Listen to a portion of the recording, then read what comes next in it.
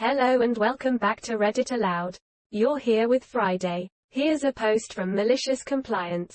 This time titled Malicious Compliance to Malicious Compliance by PracticalDadAdvice. Remember, if you're enjoying the content, to like this video, subscribe to the channel and ring the bell for notifications. Now I hope you're sitting comfortably. Let's begin. I run a repair shop where I employ a bunch of local kids, ages 16 plus. To learn skills and make some money while we generally sit around and talk about the world while we fix things.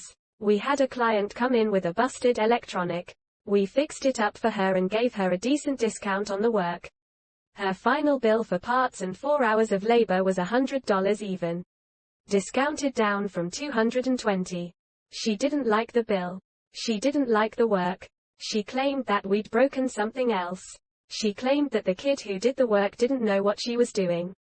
She did, and I had supervised her, and that the kid who helped her in the front room was rude to her.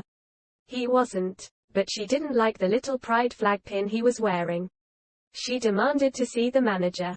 So I popped out, listened to her tear into my kids, validated how she was feeling, but pointed out that the work she had asked for was done correctly, and her bill was due on pickup of the piece.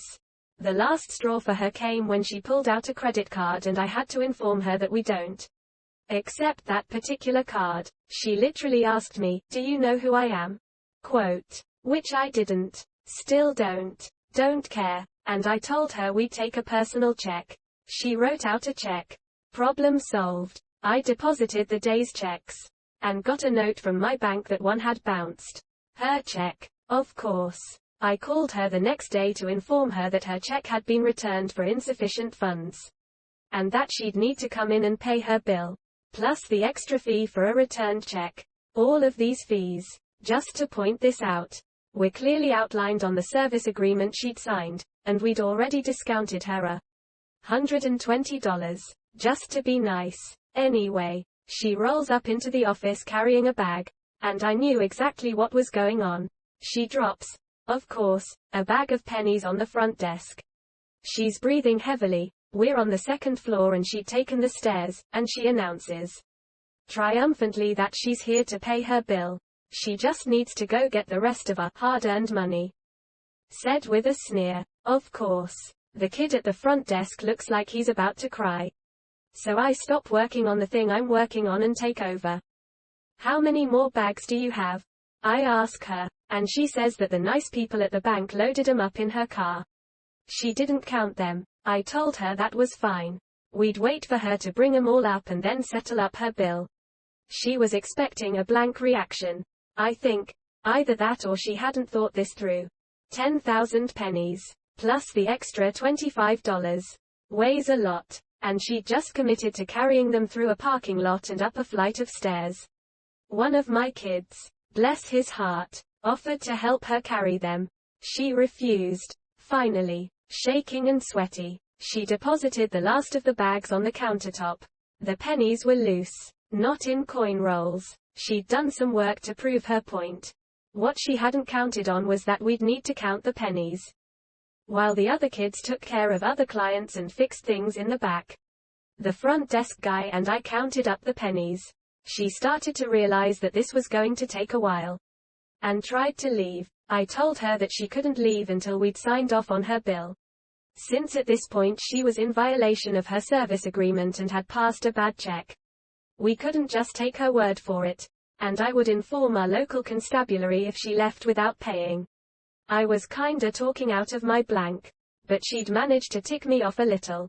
The other clients in the shop came and went, and we counted. Phone calls came in and were handled by my kids, and we counted. She sat down in a chair, folding steel, not super comfortable, stood up again, walked around the office, and we counted. After a while, she said, "Just forget it," and took out $125 in bills. We signed off on her agreement and she started to leave. Another one of my kids, bless his heart, asked her if she wanted help carrying the pennies back to her car. She looked at all of us with a face of sheer panic, mumbled, "No, thank you, just keep them," and bolted. The whole shop was silent for a moment. Then one of the kids started giggling. And nobody could stop. People coming in thought we'd gone nuts. And I finally had to banish everybody to the back room until they could breathe again. We loaded the bags into my vehicle. We used the elevator she'd walked by a few times, took them to the bank and used the coin machine to deposit them. Then wrote out a donation to our local shelter for the amount she'd dropped off. She posted something nasty on Facebook about it and got ratioed. She had, of course, posted earlier about what she was going to do and she got called out with her own post. My favorite response was something like, "You said you were going to pay your bill in pennies. You paid your bill in pennies. What went wrong?" Quote, "Please don't pay your bills in pennies, folks. Especially if you're just doing it to be a blank."